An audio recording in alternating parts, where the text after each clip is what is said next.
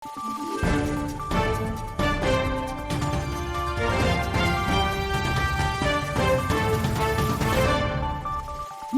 araw, Pilipinas! Ito ang Valiente News hatid sa inyo ng Office of the Vice President.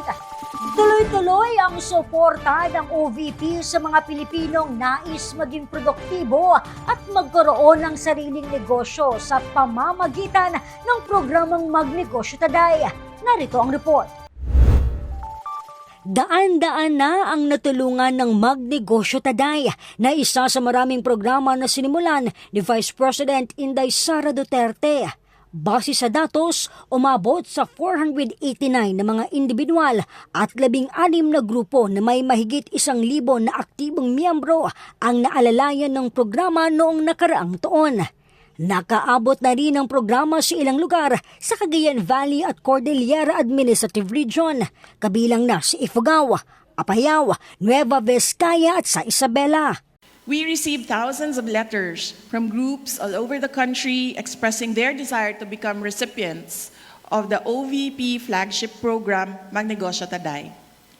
And we also received letters from individuals expressing the same desire to become recipients of the program.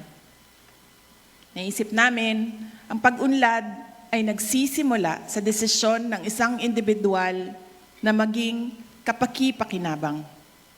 Kung kaya't binuksan natin sa OVP ang programa para sa mga individual na may pagnanais na maging produktibo para tulungan ang kanyang sarili, ang kanyang pamilya, at ang kanyang komunidad.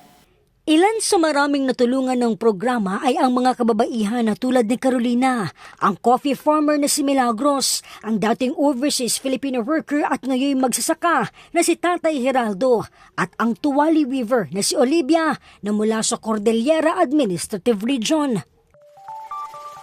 Abangan ang iba pang mga balita at impormasyon dito lamang sa Valiente News. Ako si Claudette Loreto para sa makabuluhan, naninindigan at matapang na mga ulat at impormasyon. Maraming salamat!